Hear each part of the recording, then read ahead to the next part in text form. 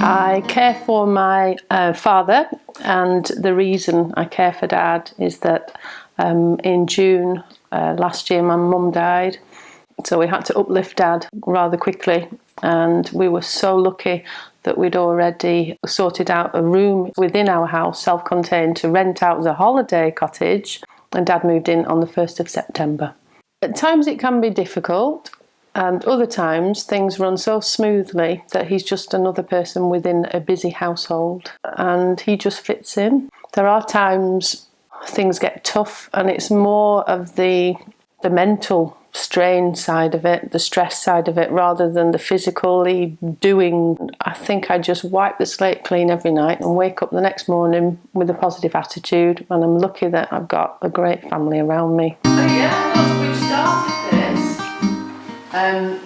Both came over from Ireland, didn't you? I did. You didn't know each other before. No.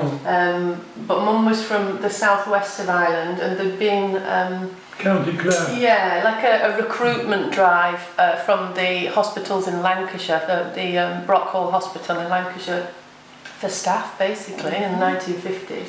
So Mum had apparently attended one of these little recruitment meetings in the nearby town and decided that she'd go for it. So quite a big step at the age of 18. And you'd already done that, Dad, hadn't you?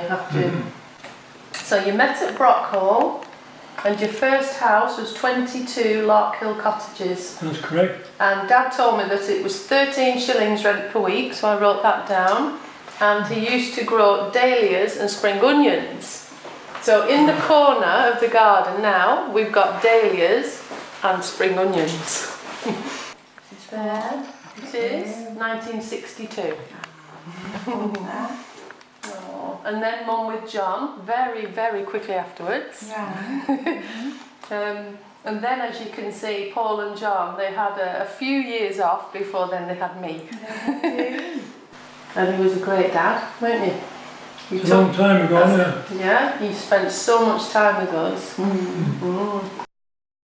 South Lakeland Carers, when Dad arrived, I think I just Googled Cumbria Carers, and then South Lakeland Carers were there, and I didn't even know that they existed, and yet I drove past them every single day on the school run, and I didn't even know they were there. And I rang them, and they were very, very friendly and very informative. The next thing I knew, I was enrolled onto a course of mindfulness and how to try and make the best of living and caring for somebody who has Alzheimer's. And I do practice the techniques as much as I can. And from there, really, things like Dad's friend Bill, who comes and speaks to Dad once a month, which is offered as a free service. And Dad and Bill chat for 3 hours, which gives me time to maybe go out for a bike ride or just nip into town, knowing that Dad's completely happy and safe and chatting away. But you've got everything that you need, I think, really.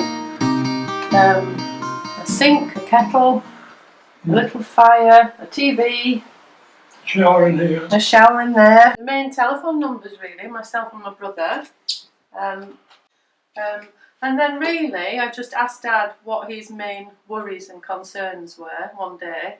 Clothes in here, all very neat.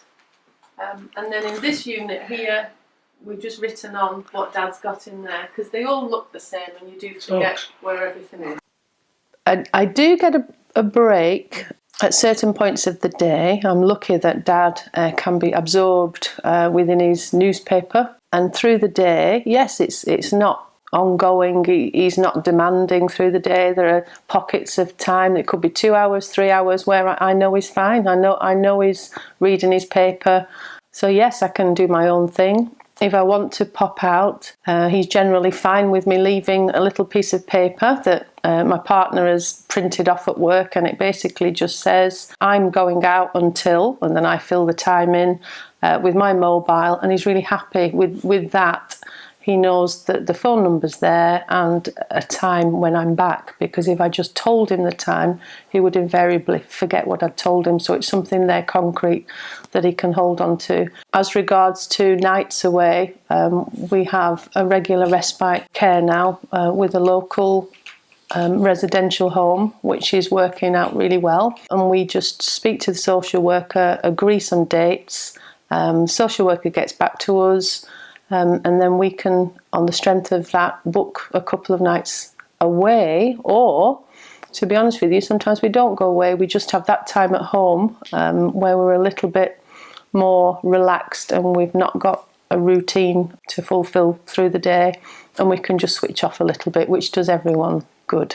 It's really hard because you do have to kind of detach yourself from the fact that this person is your father and yet you're caring for him. You don't want to depersonalise the person, but you treat them as your client. And for that little bit of time where you are in a stressful position, you just have to almost think, well, it's the client. What would I do if this was a client and not my dad? Because I think it would make you too upset sometimes if you actually remember that this is your dad and why is he acting like this. I suppose I've got quite an analytical mind, so I do try and work things through. And if there's a problem, I think to myself, how can I solve this problem? What can I do to make it easier? Sometimes it works and I come up with a solution. Try and look at things from day to day and just see if you can tweak things, change things, because sometimes it just takes a little tiny change in how you do things for it to work. Being outside with him, playing bowls.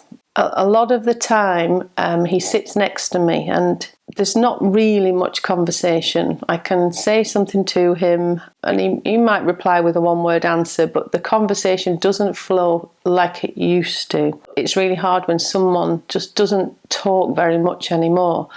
But when we got the bowls out, it's something that we could do together. Dad actually started talking and laughing and his competitiveness came out because it just reminded us how things used to be before Dad started to struggle with dementia.